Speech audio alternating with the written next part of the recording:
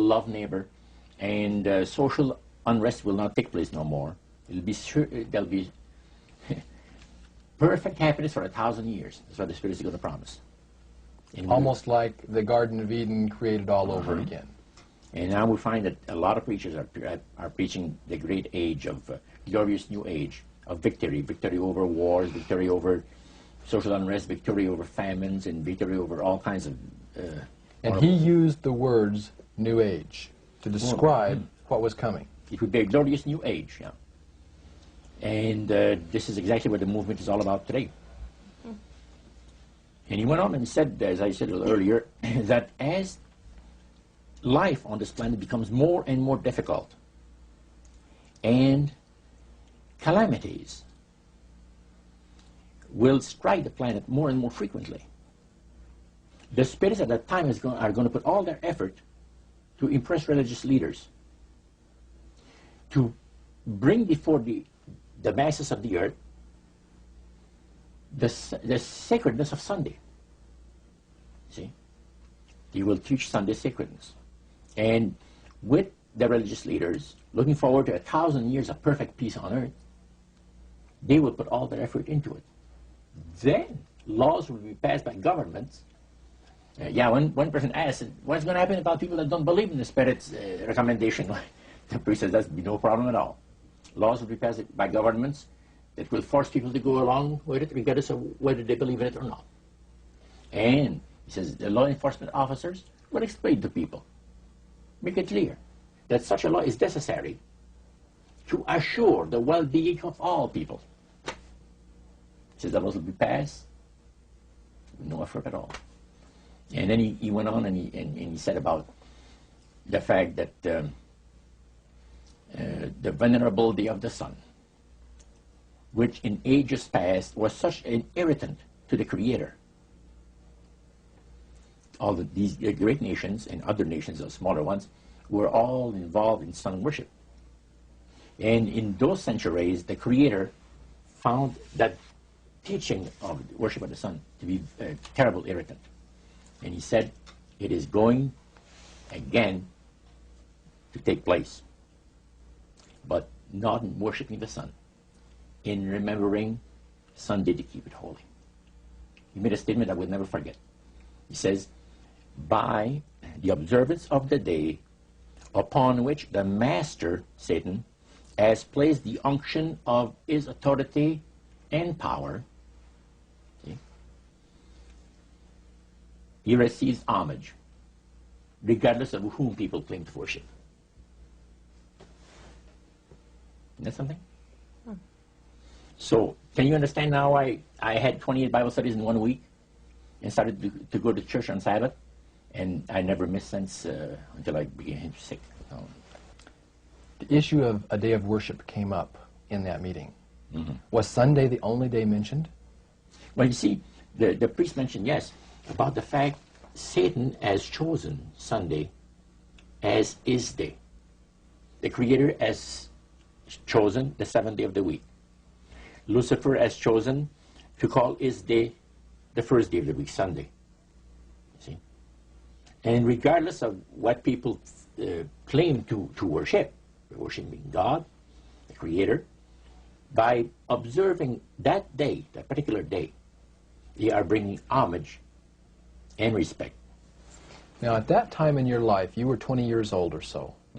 Had you ever heard of a Seventh-day Adventist? Never in my life. In that meeting... He didn't talk about Seventh-day Adventist. He talked strictly about Adventist. Well, they just talked... But they did... The word Adventist was mentioned. The priest was telling us that necromancy, as I mentioned earlier,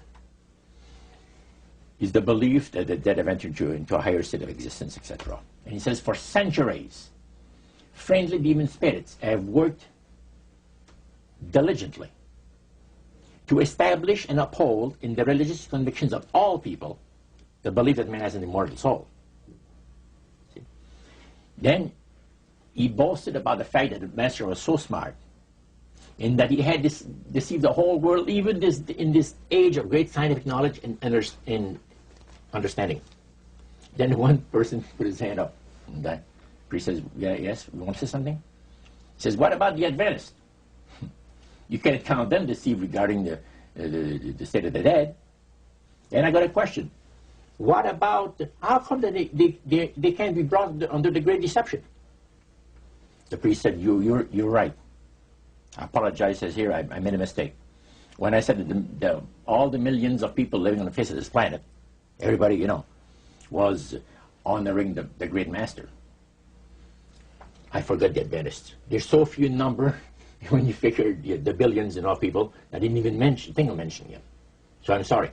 Then he says, secondly, the reason why they can't be brought under the great deception, let me explain about it. Now he said, my next statement is going to upset some of you. But what I'm telling you is the honest truth. It is factual. It's reality. The fact that the Adventists observe the biblical Sabbath of creation and reverence the Creator on that day, it makes it impossible for the spirits to deceive them. They are given very special help and great spiritual insight. And he said, under these conditions, they are not ordinary people. And that stayed with me, man, just like this. And when I heard the word Adventist, when Sarah told me later on, which we're going to cover later, I asked him, I said, what denomination do you belong to? He said, I'm a Seventh Adventist. What's that again? He said, I'm a Seventh Adventist. I said, is that the same thing as Adventist? Oh yeah, he says, a lot of people call us the Adventists. They don't talk about the 70s, same thing. Boy, I was interested. I bet you were. Now, I wanted to know what his Bible said. Yeah, I bet you did. Because that was the one group that under question only, the high priest of the demonic worship house. Yeah. The thing that he had said to you was, this is the one group that can't be deceived. That's right. And so somewhere back inside that that resistance you had came out, and you awoke.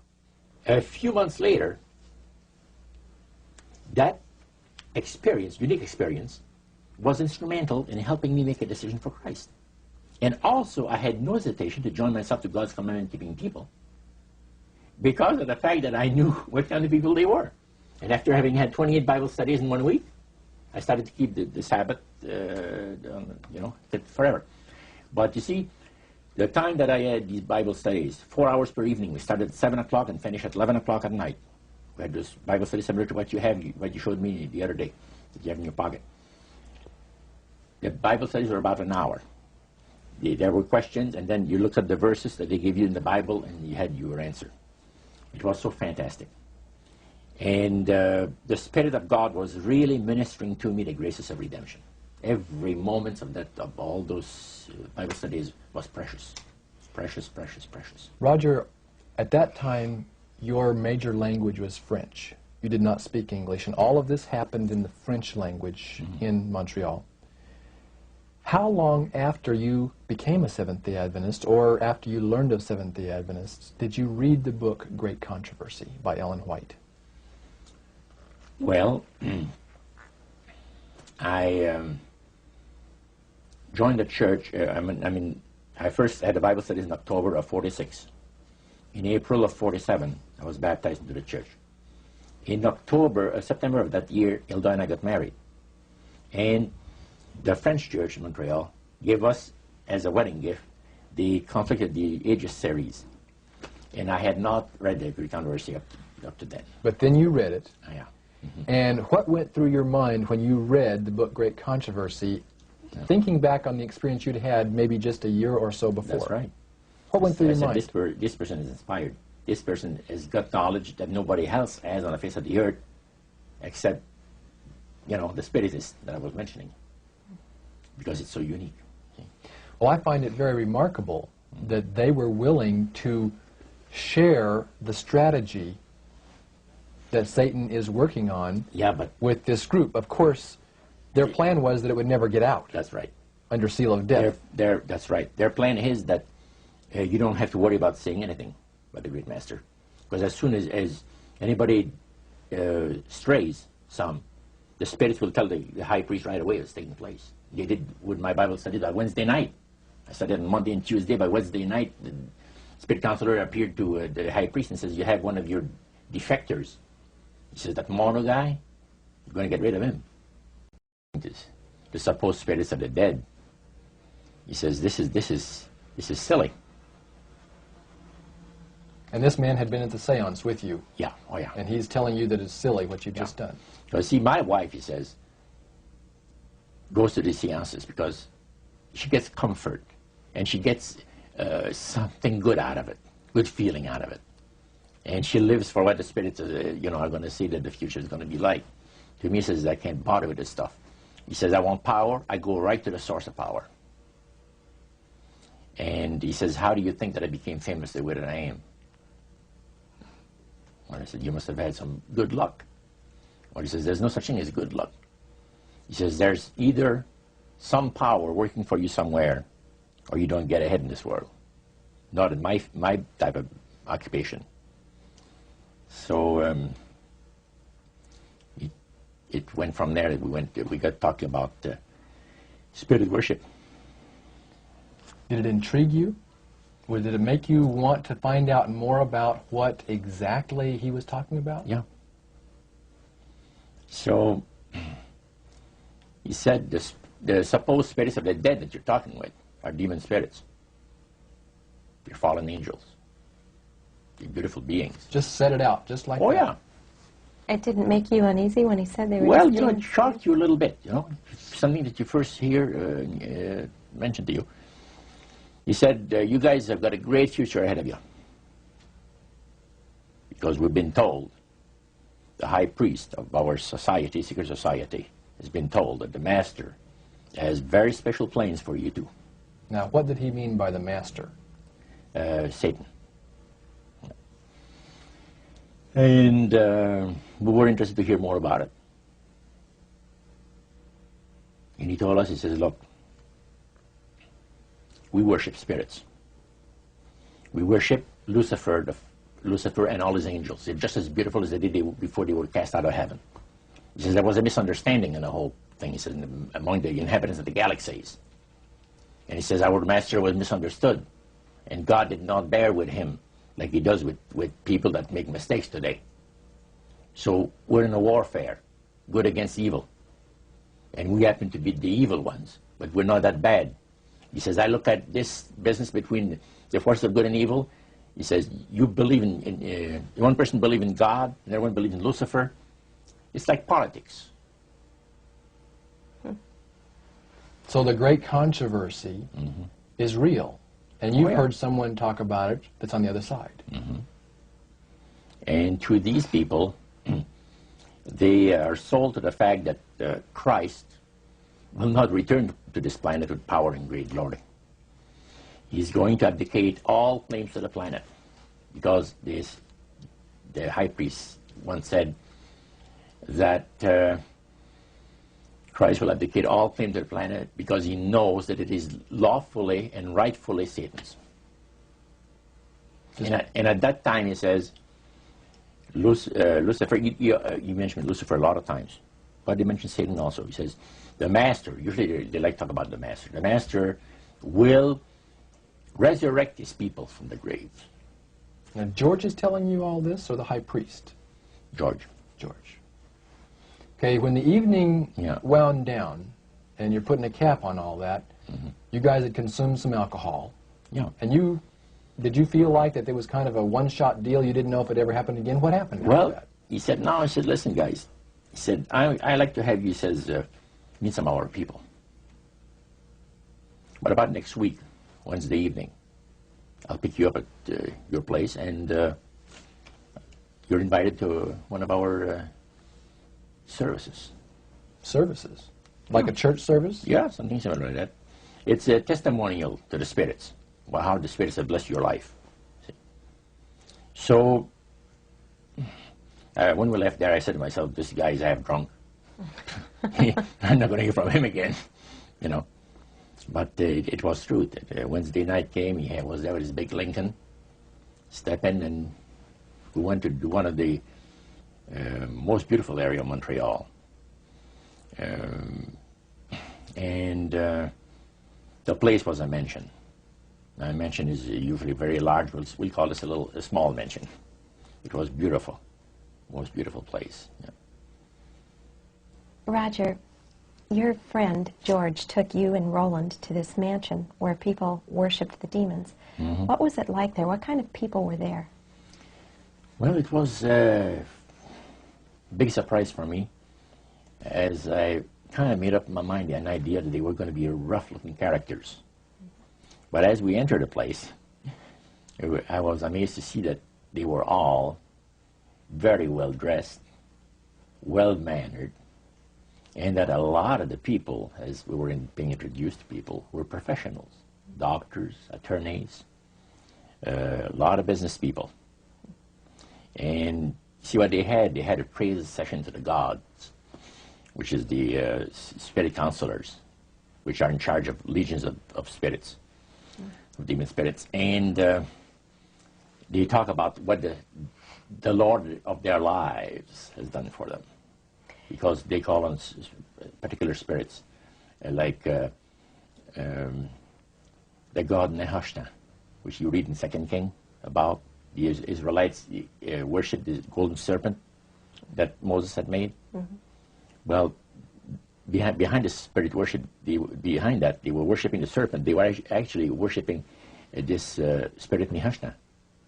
And the same spirit Nehushtan is, the priest was telling us, that the medical doctor that was telling us how he was making operations that had never been made before, because people had to be awake, have no feeling. He was able to, carry on the surgeries that had not been done before. Mm-hmm. But the spirits would give that capacity to be able to operate without people feeling any pain and things.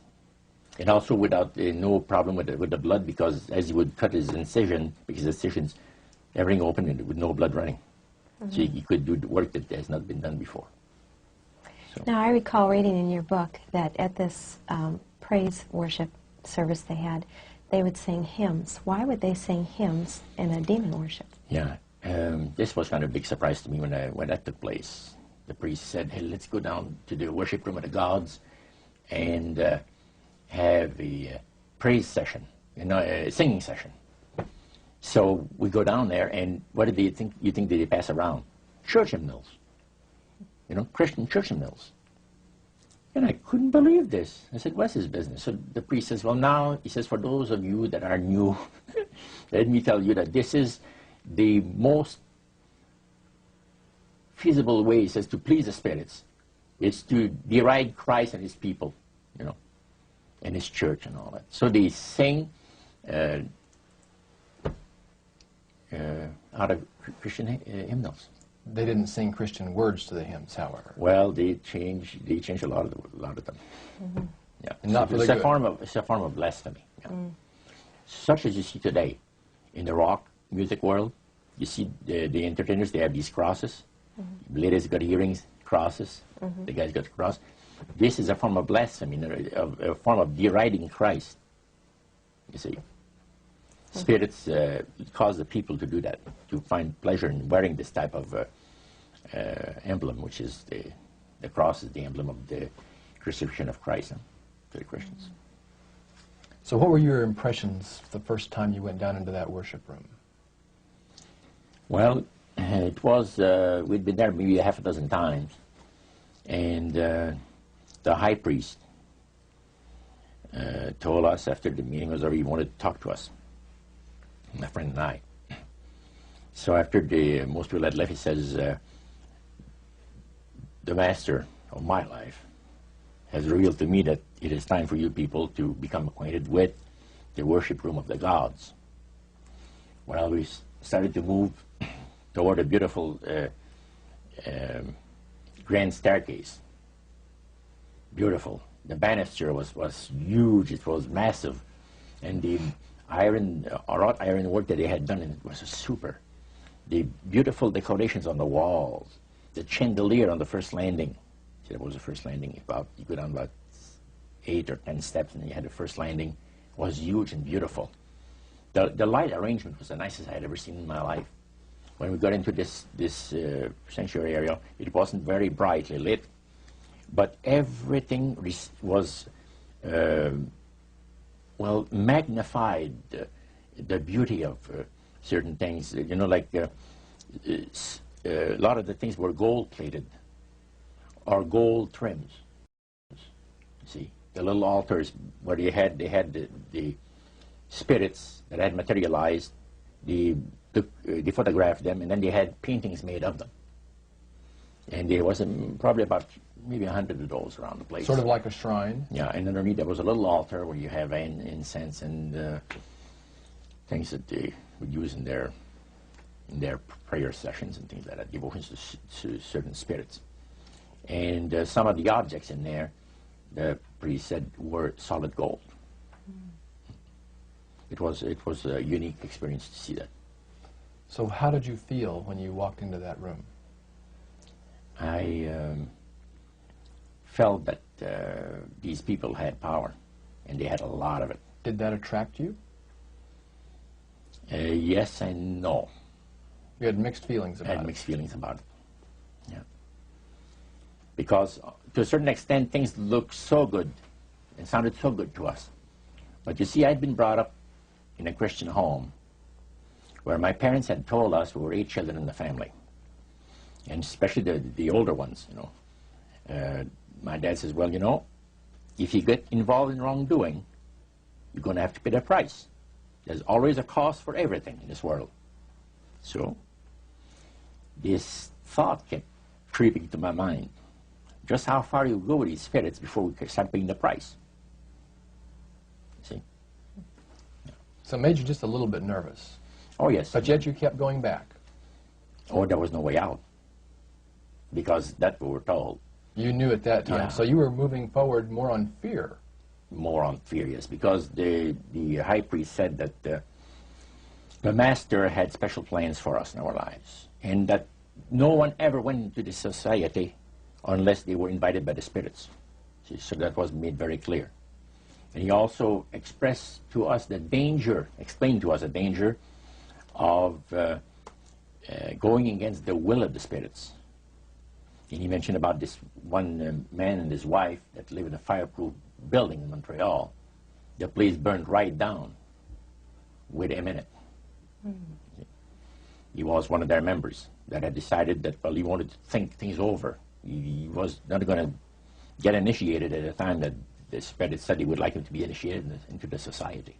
So in reality, Roger, you were chosen by high-powered demon spirits to be a part of their human, special, privileged group.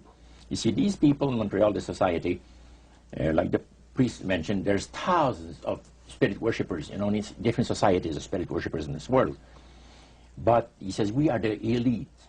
We know the real truth about the Master and his angels. And they are not hideous-looking beings. They are gorgeous creatures. And from the paintings that they had on the wall of the walls of that worship room, they were unique beings. Especially there was a painting full size, full-length painting of the fallen Lucifer above his altar. And that was very fascinating, because he looked like a man of great intellect, high forehead, the way that he looked with his eyes, the way he had the eyes looking.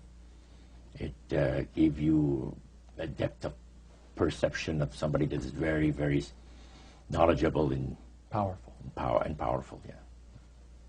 So Roger, this high priest that you talked about, he is the one that ushered you down into the worship room. Was he also the one that led out in the praise sessions that you talked about? Yes, and he had an assistant also, another priest. Okay. Now, when you would go to these praise sessions, what kinds of things happened at those sessions? Well, there's a lot of success stories. Positive mental attitude kinds of things? Well, yes, a lot of success stories. The masters has done this for me and that for me. I remember one lumber dealer, he had like half a dozen different operations in the province of Quebec.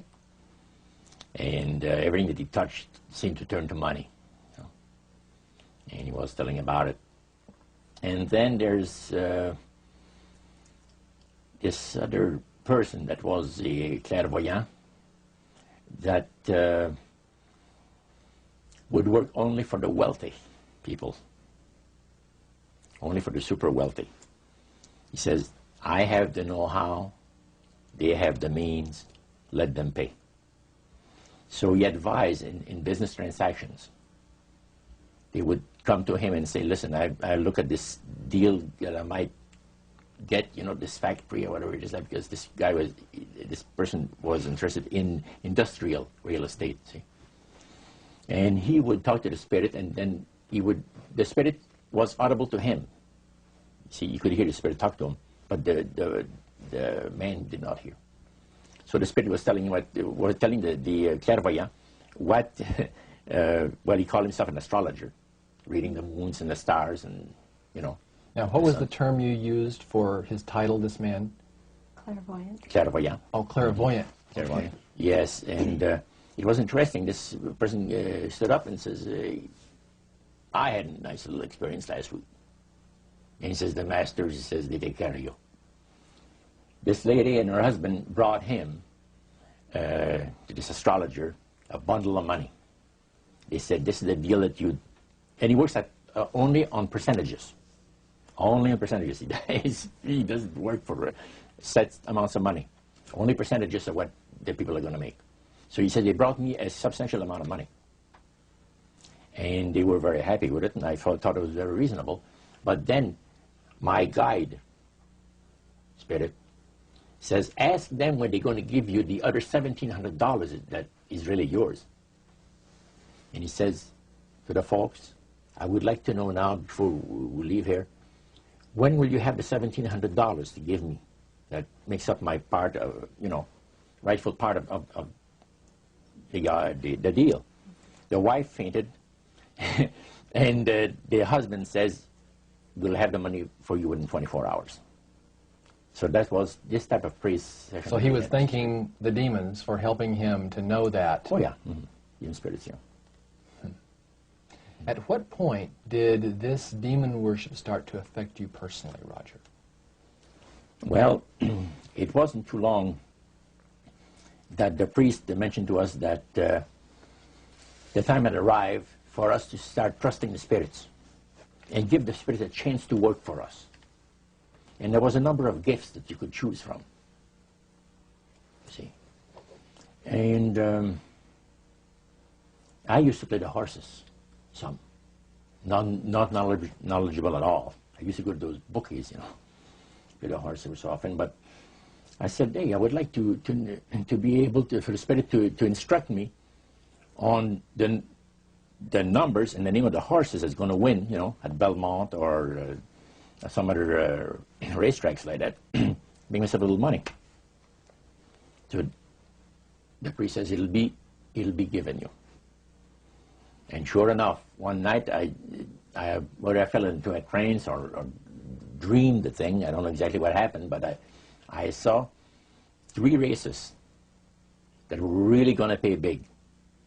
And these horses were dummies, so to speak. You know what I mean? They were not really good horses. They were like one horse paid 21 to 1 because he was that poor, right? The chance of winning was so poor that they paid 21 to 1 on him. And it showed me I saw the board at the bouquet and the number on it. And I went there, and they said it was going to be on Saturday. That was like on Wednesday. A few days later, it was Saturday. I went there, and sure enough, there they were on the boards. I went to the wicket and handed some money and got myself a winner. Now I said, well, I'm a little crazy. I ought to put more money on there, so I put $20 onto the next horse, and that paid 21 to 1.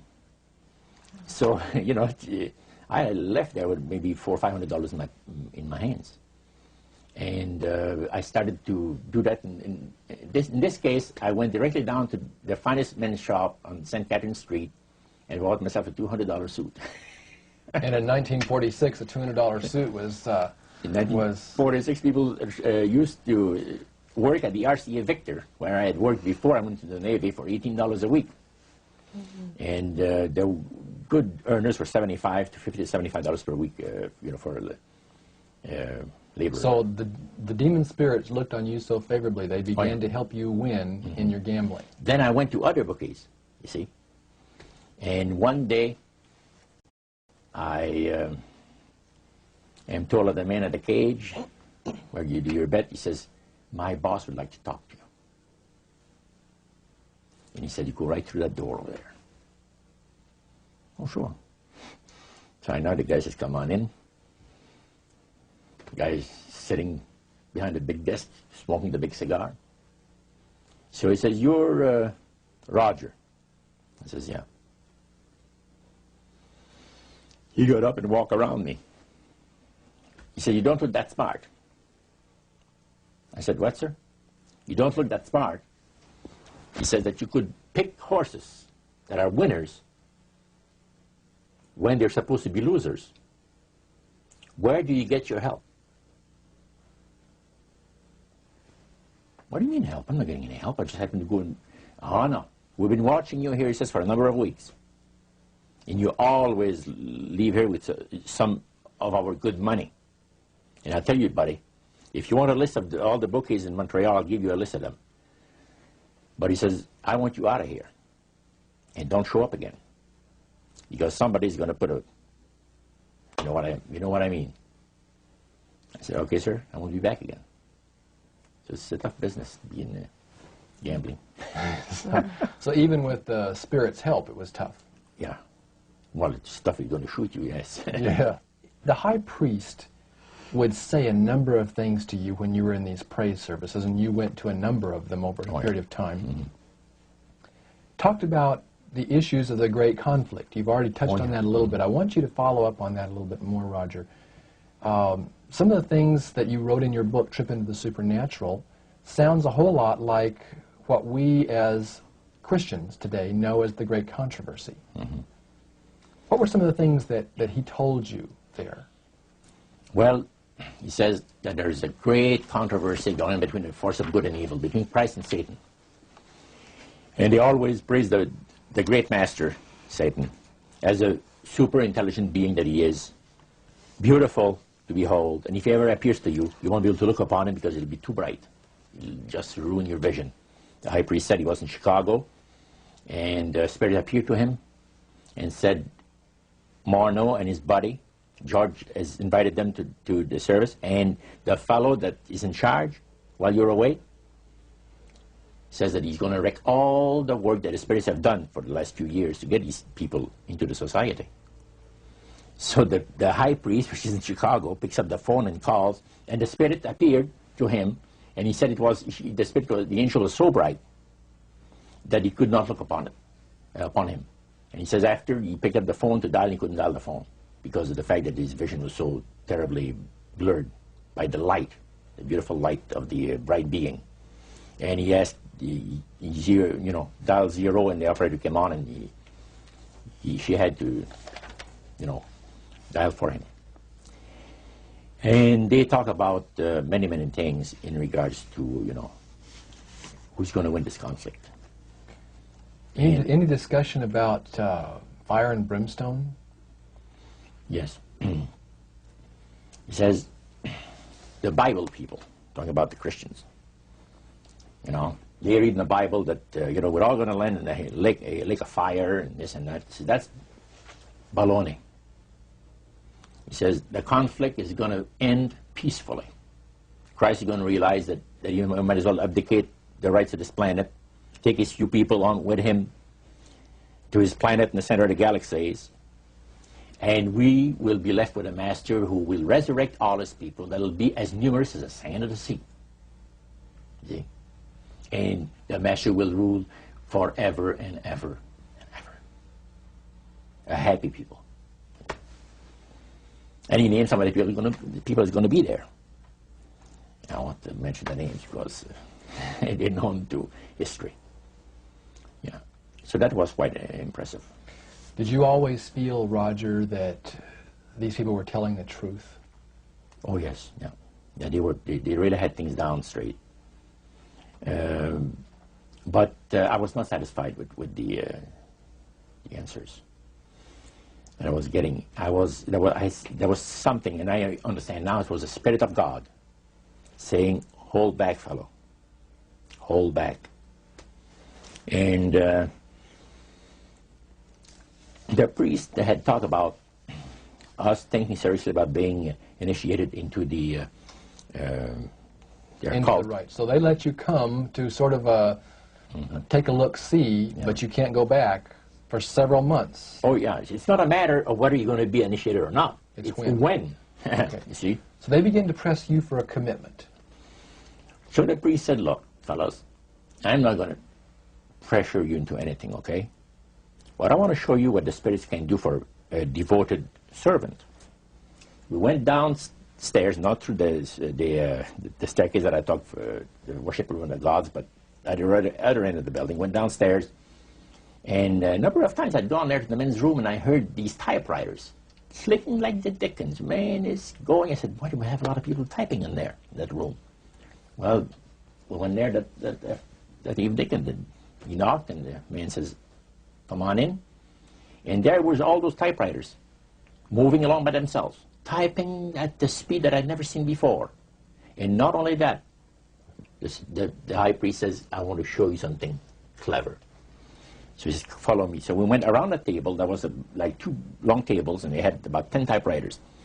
And he says, now notice that the typewriter types to the right, then doesn't go back. It types back to the left. Isn't that something? I had never heard of things like that before. He said, the spirits are doing the work. And he introduced us to the man. And the man is a lawyer. And he said, how much money did you make last year? Oh, he says, it's in the 6 figures. You see? So this lawyer had a business in the building that housed the worship room. Oh, yeah. And he had a whole room full of typewriters. Yeah. And he put paper in there, and demons That's typed. all he did. Put typewriter paper in there. It was And what came out? What was it that came out? different briefs for court cases. And so he would sell these to people? Oh, yeah. Okay. He had this service to the legal profession, And the high priest was the showing United States and Canada. So the high priest was showing you this to give you an idea about the kinds of blessings that you would That's receive? right. Yeah. But after you left that typewriter, the room where the lawyer was, they tried to draw you into a commitment by getting you to make a public profession. Tell us about that. Well, they have a super beautiful resort in the Laurentian Mountains, which is north of Montreal, north of Saint Agathe. Saint Agathe is a famous name there in Montreal. Montrealers, because they all go Saint Agathe or north there, you know, to summer home and that. So they had a big resort up there for their people, you know. So it's a closed society. And they had on October the 30th, Halloween, is that? October 31. 31, and last day of October. They had what they call live animal sacrifices. I don't know what it is, but they did. We could never find out. By the time that the Lord pulled me out of there, I had not yet found out what it was. So you have this intrigue involved in there. And you talked about three very unique services that I attended there that sit on my mind forever. One was entitled Christian Idolatry. Another one was entitled The Super Deception of a Glorious New Age, which actually applies to the New Age today. And this was 1946 that we're talking. And then the other one was Satan's Great General Council of the 1700s. And I must say the things that I heard there was an eye-opener. First of all, we'll go through the Great General Council. Okay. At the beginning of the 1700s, said the high priest, Satan and all his spirit counselors held a Great General Council with one purpose in mind. It was to prepare for the great industrial age that was soon to break upon the world. And Lucifer also foresaw another age that was to follow that, where tremendous scientific discoveries would be made by people, and we would enter a unique age that would change the way that everybody lives. It would also serve to usher in the end times and the close of the great controversy between the forces of good and evil. And that Lucifer had been studying the Bible. And he found in Daniel 12:4, where we are told about the time of the end, many shall run to and fro, knowledge shall be increased. He understood it to be that we're getting to that point. And he had, with all the spirit counselors, to change their modes of operation in order, to ensnare people. And he devised a way whereby people would disqualify themselves from being members of Christ's kingdom. And he was just very candid about this. Oh, yeah. Telling you and the rest of the group, 60 or 70 people there, the plans that close to 100 people.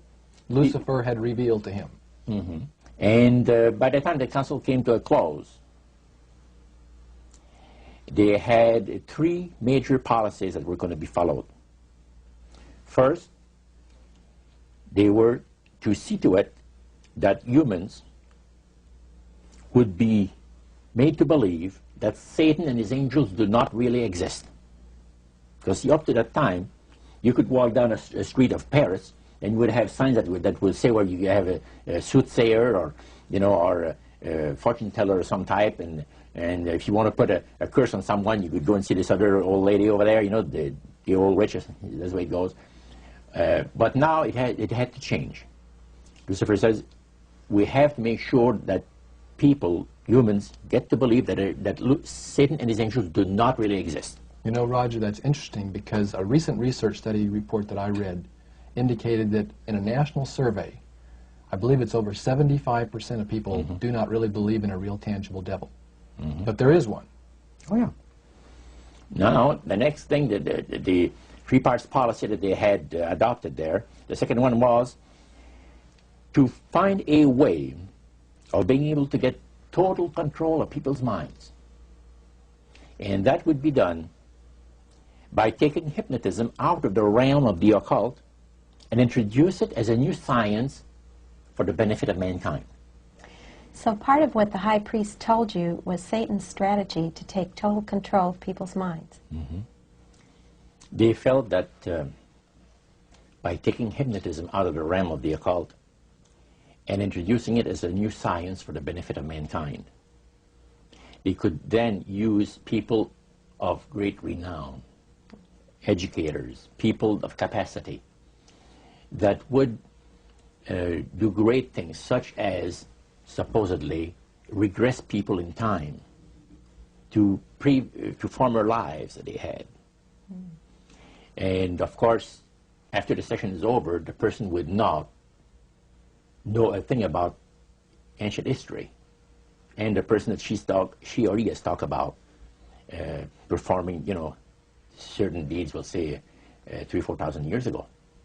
But this was their strategy. Now, what this would do for the thing is this, that it would create in the minds of the general public, solidly set in the mind of the general public, an unwavering trust in that great deception. In other words, people could, they would believe it.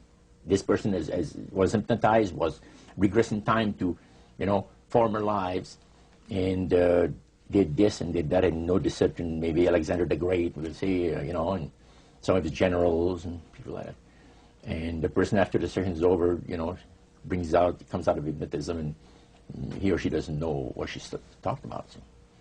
So now this would be a way of de-Christianizing the Western world through the avenue of mysticism.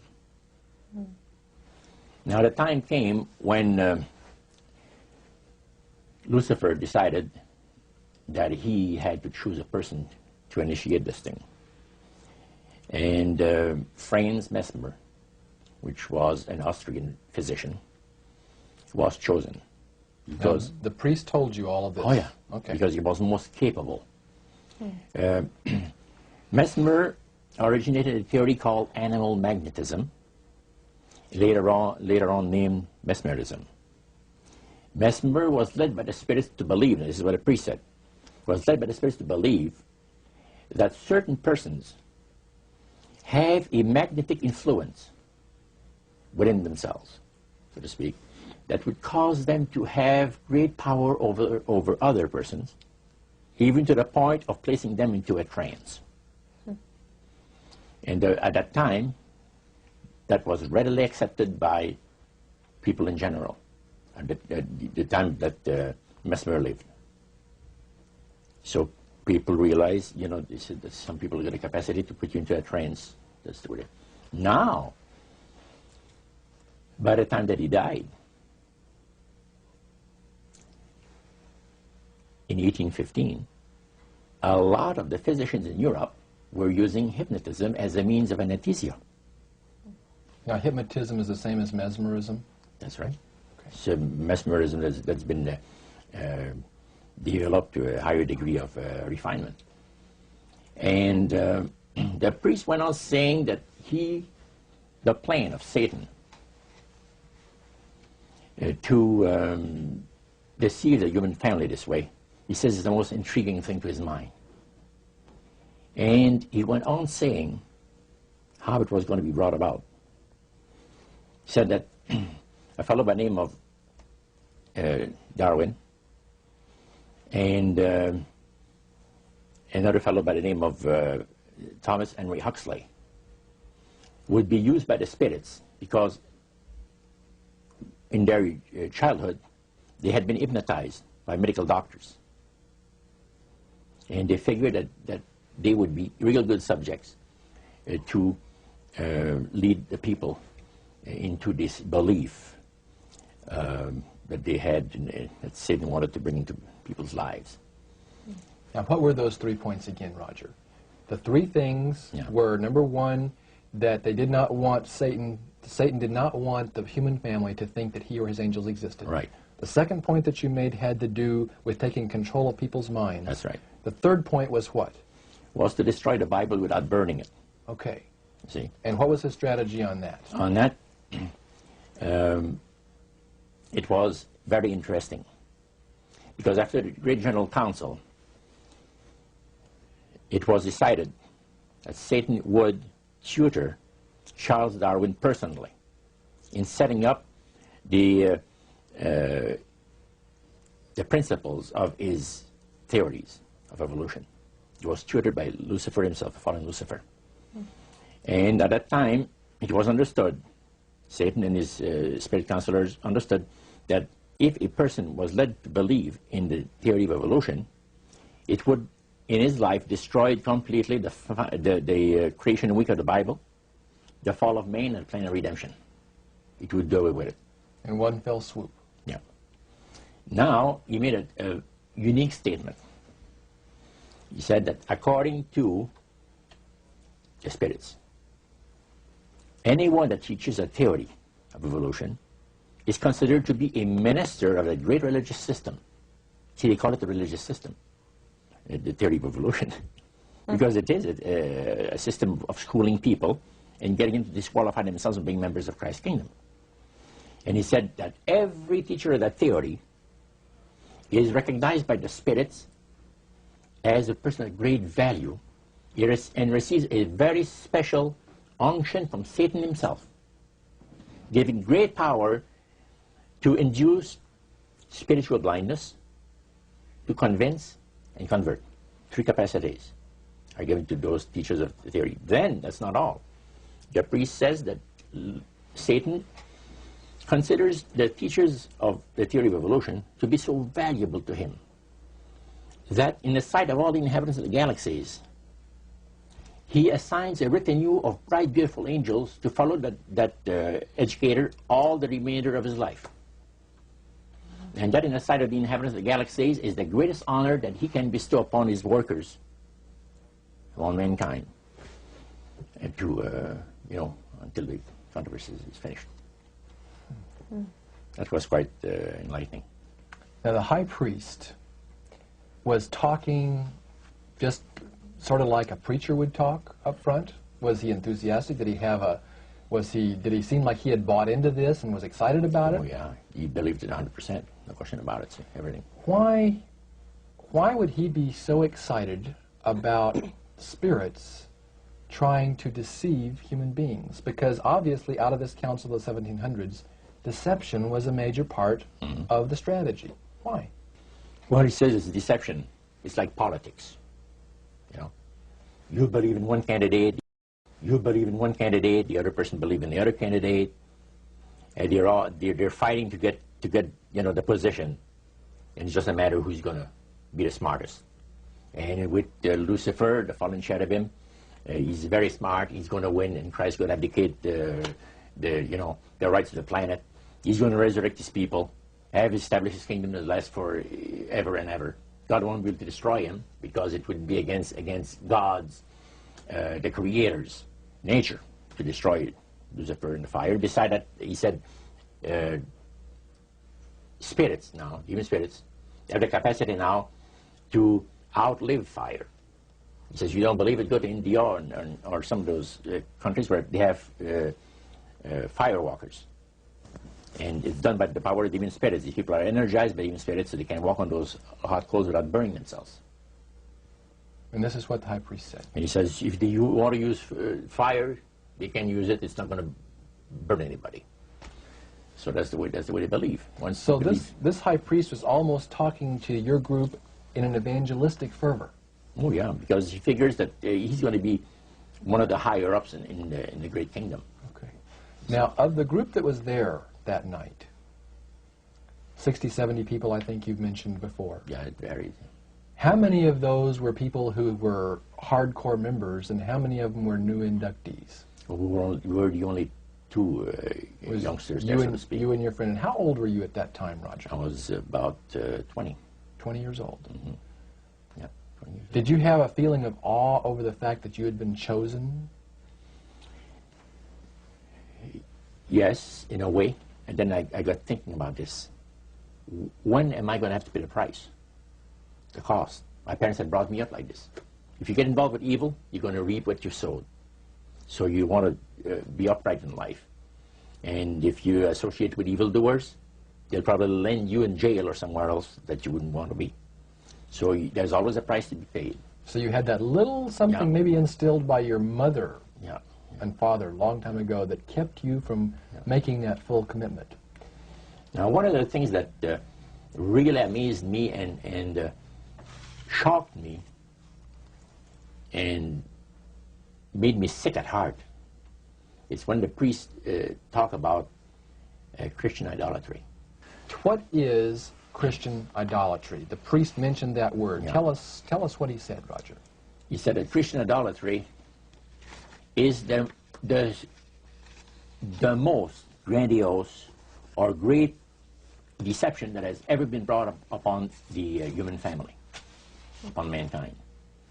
And he says, and he boasted that demon spirits are continually defiling Christian churches through the avenue of necromancy by using a form of spirit worship that involves hundreds of millions of Christians into idolatry without their being aware of it. Now, what is necromancy? Describe or define necromancy for me. Their belief, popular belief of necromancy, is to conjure the spirits of the dead. So that you can speak with someone who has died. Like the seance that you originally went to was the practice of necromancy. Now, the priest says that this super deception is brought about in only one way. Through the deceptive belief that man has an immortal soul that lives on after death. And he said that constitutes idolatry through necromancy. So he says there are hundreds of millions of Christians that are practicing idolatry while they think they're glorifying God. See? Because they believe that the soul is immortal. They may not be talking to the supposed spirits of the dead. Contrary to popular belief, necromancy does not consist of conjuring the spirits of the dead. The reason being that man is totally mortal and does not possess an immortal soul. So who are they talking to? He says they're friendly demon spirits. They have always found over the centuries great delight in impersonating in apparitions departed loved ones and persons of great renown. Now, friendly demon spirits. Friendly demon spirits. Are there more than one kind of demon spirits, Roger? Well, there's three main divisions, and then there's divisions within those divisions. You have the friendly demon spirits that seem to have the finesse and the refinement, and they're not upset about what happened when they were thrown out of heaven, from what I gather. Then you have the warriors. They like to bring misery and destruction in the lives of people. Then you have the oppressors. And the oppressors are the real wicked spirits that hate God with all of their, the Creator with all of their might. You know. So he went on explaining. He says, now, necromancy is in reality a belief, a religious belief. People believe that the dead have entered into a higher state of existence than they had when they were alive. Also, that they are in a position and have the capacity to help the living here on earth. See? Then he said, he says, this is where things get really interesting. He said, according to the great master, a person does not have to supposedly call upon the spirits of the dead to receive help, you see, to be involved in necromancy. All he needs to do is to believe in life after death. Because he said, necromancy is the belief that man is human, as a human being, as an immortal soul. So anybody that believes that man has an immortal soul is involved in necromancy. It's that simple. That's the way he explained it. Yeah. So how does that constitute idolatry? By people believing that they are either talking to the saints, you see, the spirits of the dead saints, or a dead relative, or a dead person of some type. And you take, for instance, like Loretta Lynn. She says on national television, and I have the data on it, that I heard it myself. She said that she was made successful in her singing career by a dear friend of hers that was the same age as she, and died when she was 18 years of age. And Loretta was trying to get into the singing world, you know, but she says, I had no success at all. Until one night I was sitting in bed reading a book. And she says, who walks right through the wall but my friend, the spirit of my friend? And she says, Loretta, I'm going to make you a very famous person in singing Western country music, and I will be with you all the time. Trust me. And she says, she had a big concert once, and she was coming down with this bad cold. And she thought that her voice was going to give. She talked to her spirit and felt that she was going to be helped. And she got on the stage, and she started to sing, and right in the middle of where she really needed the power, no power at all. And her spirit friend tapped her on the shoulder and started to sing for her. She said, her voice went through me, the power. See? And you saw this in a television documentary? Yeah. This was, I believe, in 1976 it took place. Now, the priest explained that when people believe in this business, they are actually opening themselves to be completely deceived by demon spirits, because it gives the demon spirits an opportunity to impersonate the dead, see, and for people to believe their lies. And the priest says that thrills first of all, he says it brings the great master the respect and the reverence that is due to his great name. And it makes all the other spirits exceedingly happy, because they are the ones that have worked to lead people to believe in life after death. See? And they rejoice also. And that's the extent of what Christian idolatry is all about. Friendly spirits, just to digress for just a moment. You mentioned 3 different categories, and the friendly spirits are the ones that love to impersonate being a historian or something.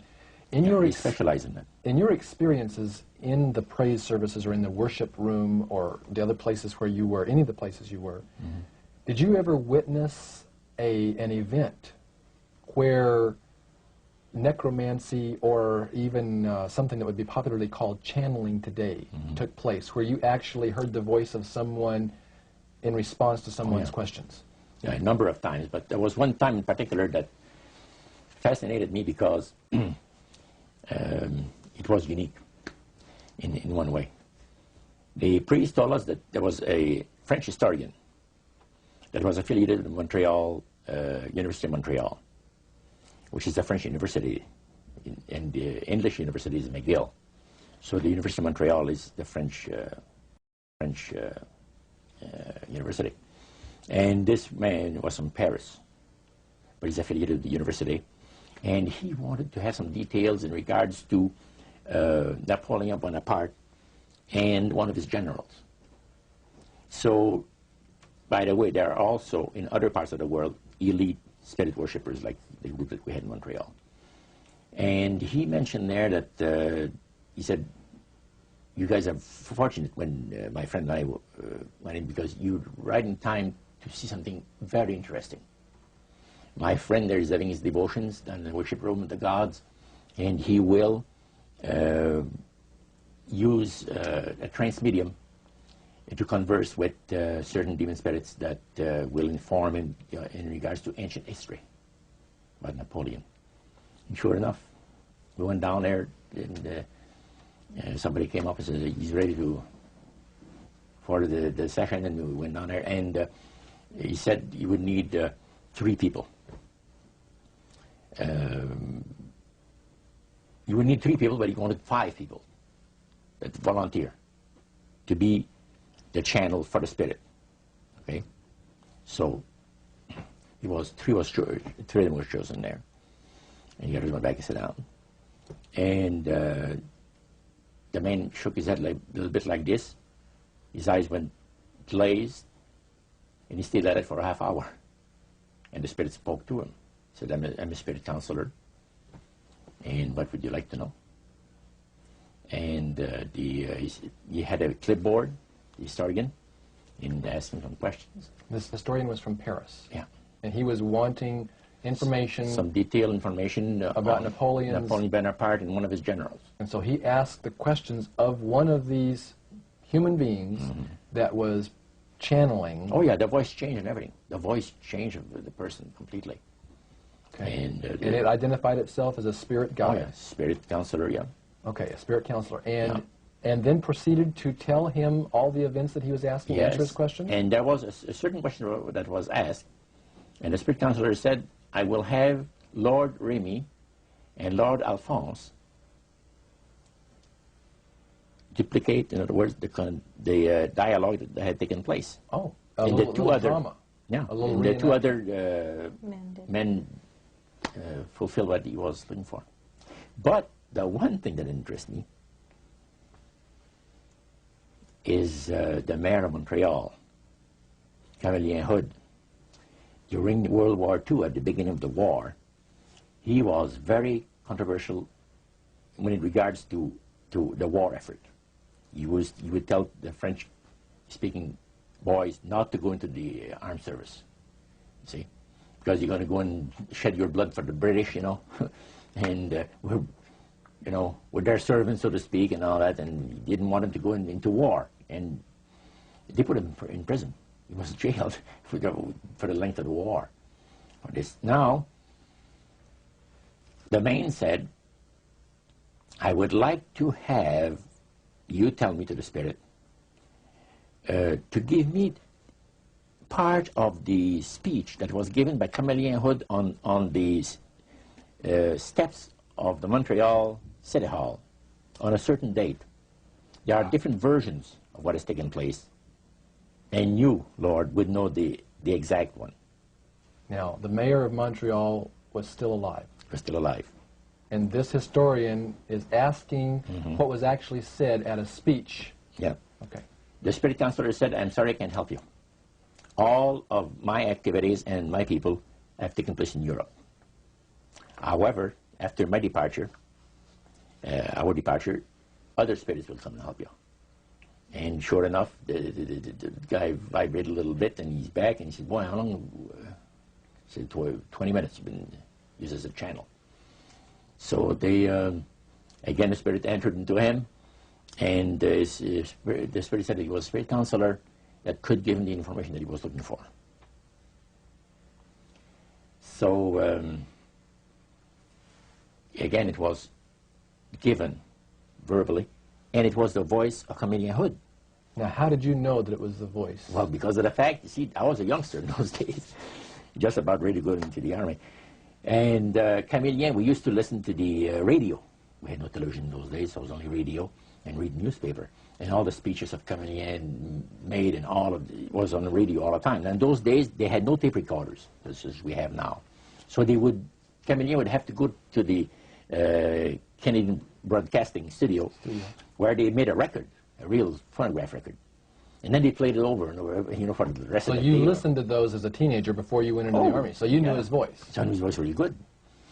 So I said to George, he was sitting next to me, he said, "Isn't it amazing?" He said, "If you think that's amazing, wait," he says, "until the spirits impersonate one of the departed people that you know, personally, like an uncle or a brother or a sister or something like that." He says, "That is unique." But that's the way it was. You are able to reproduce a voice, man, and the just perfection. The spirits are exceedingly proud of this, because, and this also was right up my alley.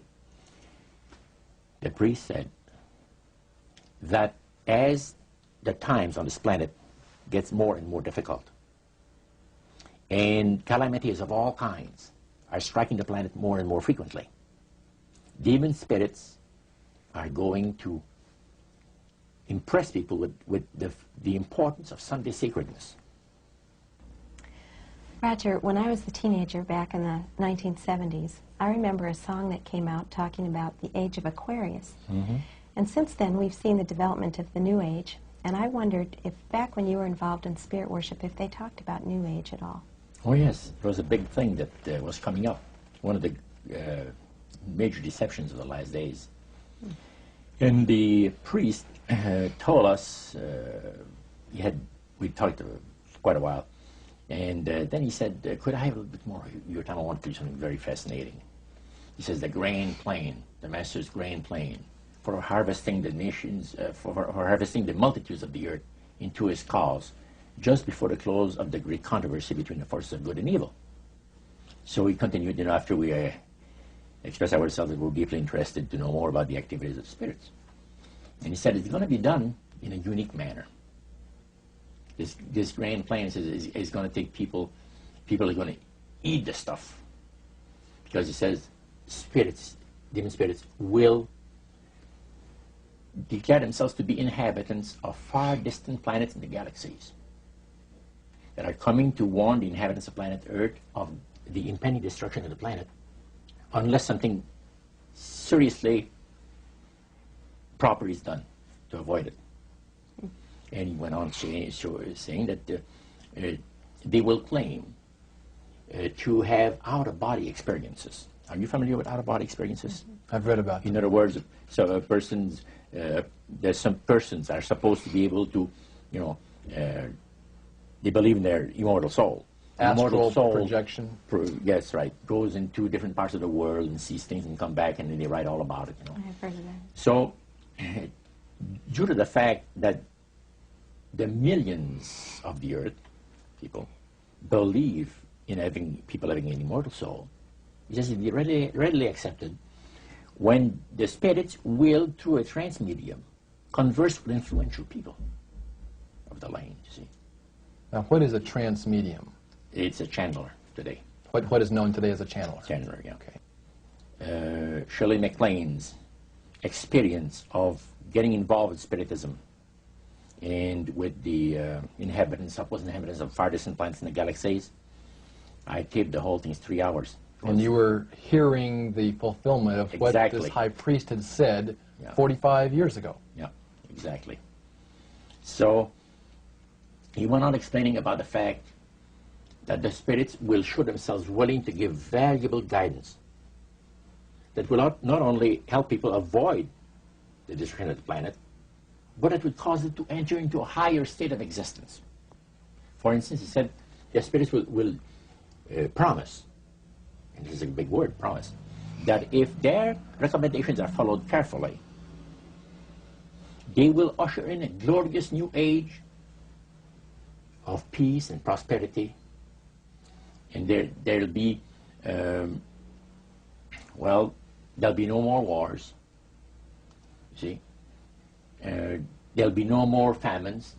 There'll be no more people getting unhappy with one another. Neighbors will love neighbor, and social unrest will not take place no more. It'll be sure, there'll be perfect happiness for 1,000 years. That's what the Spirit is going to promise. And Almost like the Garden of Eden created all over again. And now we find that a lot of preachers are preaching the great age of glorious new age of victory, victory over wars, victory over social unrest, victory over famines, and victory over all kinds of... and he used the words New Age to describe what was coming. It would be a glorious new age, yeah. And this is exactly what the movement is all about today. And he went on and said, as I said a little earlier, that as life on this planet becomes more and more difficult, and calamities will strike the planet more and more frequently, the spirits at that time are going to put all their effort to impress religious leaders, to bring before the masses of the earth the sacredness of Sunday. See? They will teach Sunday sacredness. And with the religious leaders, looking forward to 1,000 years of perfect peace on earth, they will put all their effort into it. Then laws will be passed by governments. One person asked, what's going to happen about people that don't believe in the Spirit's recommendation? The priest says, that's no problem at all. Laws will be passed by governments that will force people to go along with it, regardless of whether they believe in it or not.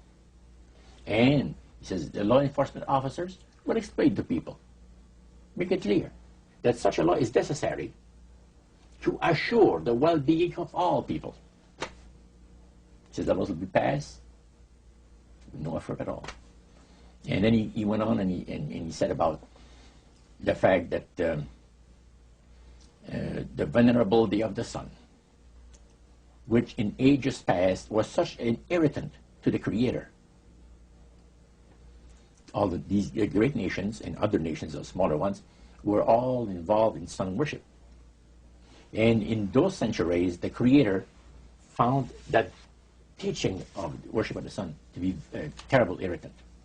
And he said, it is going again to take place, but not in worshiping the sun, in remembering Sunday to keep it holy. He made a statement I would never forget. He says, by the observance of the day upon which the master, Satan, has placed the unction of his authority and power, see, he receives homage, regardless of whom people claim to worship. Isn't that something? So, can you understand now why I had 28 Bible studies in 1 week and started to go to church on Sabbath? And I never missed since until I became sick. The issue of a day of worship came up in that meeting. Was Sunday the only day mentioned? Well, you see, the priest mentioned, yes, about the fact Satan has chosen Sunday as his day. The Creator has chosen the 7th day of the week. Lucifer has chosen to call his day the first day of the week, Sunday. See? And regardless of what people claim to worship, they're worshiping God, the Creator, by observing that day, that particular day, they are bringing homage and respect. Now, at that time in your life, you were 20 years old or so. Had you ever heard of a Seventh-day Adventist? Never in my life. In that meeting... They didn't talk about Seventh-day Adventist. They talked strictly about Adventist. Well, they just talked... But they did... The word Adventist was mentioned. The priest was telling us that necromancy, as I mentioned earlier, is the belief that the dead have entered into a higher state of existence, etc. And he says, for centuries, friendly demon spirits have worked diligently to establish and uphold in the religious convictions of all people the belief that man has an immortal soul. See?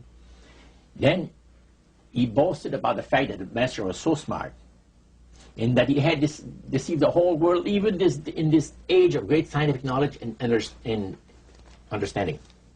Then one person put his hand up. And the priest says, yeah, yes, you want to say something? He says, what about the Adventists? You can't count them deceived regarding the state of the dead. And I got a question. What about, how come that they can't be brought under the great deception? The priest said, you're right. I apologize, says here, I made a mistake. When I said that all the millions of people living on the face of this planet, everybody, you know, was honoring the great master. I forgot the Adventists. They're so few in number when you figure the billions and all people, I didn't even think of mentioning them. So I'm sorry. Then he says, secondly, the reason why they can't be brought under the great deception, let me explain about it. Now he said, my next statement is going to upset some of you. But what I'm telling you is the honest truth. It is factual. It's reality. The fact that the Adventists observe the biblical Sabbath of creation and reverence the Creator on that day, it makes it impossible for the spirits to deceive them. They are given very special help and great spiritual insight. And he said, under these conditions, they are not ordinary people. And that stayed with me, man, just like this. And when I heard the word Adventist, when several told me later on, which we're going to cover later, I asked him, I said, what denomination do you belong to? He said, I'm a Seventh Adventist. What's that again? He said, I'm a Seventh Adventist.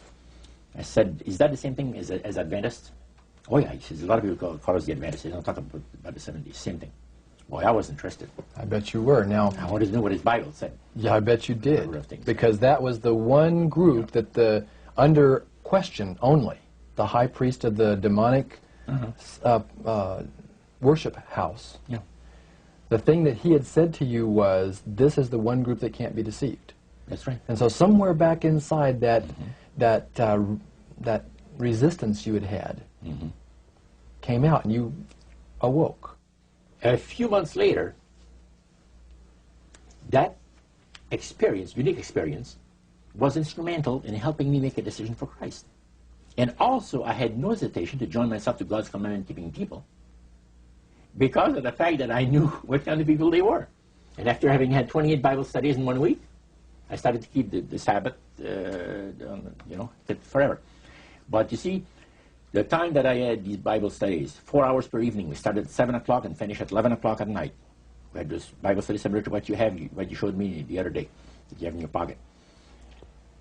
The Bible studies were about an hour. There were questions, and then you looked at the verses that they gave you in the Bible, and you had your answer. It was so fantastic. And the Spirit of God was really ministering to me the graces of redemption. Every moment of all those Bible studies was precious. Precious, precious, precious. Roger, at that time, your major language was French. You did not speak English, and all of this happened in the French language in Montreal. How long after you became a Seventh-day Adventist, or after you learned of Seventh-day Adventists, did you read the book Great Controversy by Ellen White? Well, I joined the church. I first had the Bible studies in October of '46. In April of '47, I was baptized into the church. In September of that year, Hilda and I got married. And the French church in Montreal gave us, as a wedding gift, the Conflict of the Ages series. And I had not read the Great Controversy up to then. But then you read it. Yeah. And what went through your mind when you read the book Great Controversy, thinking back on the experience you'd had maybe just a year or so before? That's right. What went through your mind? This person is inspired. This person has got knowledge that nobody else has on the face of the earth, except, you know, the spiritists that I was mentioning, because it's so unique. Well, I find it very remarkable that they were willing to share the strategy that Satan is working on with this group. Of course, their plan was that it would never get out. That's right. Under seal of death. That's right. Their plan is that you don't have to worry about saying anything by the great master. Because as soon as anybody strays some, the spirits will tell the high priest right away what's taking place. They did with my Bible study on Wednesday night. I studied on Monday and Tuesday. By Wednesday night, the spirit counselor appeared to the high priest and says, you have one of your defectors. He says, that mono guy, you're going to get rid of him.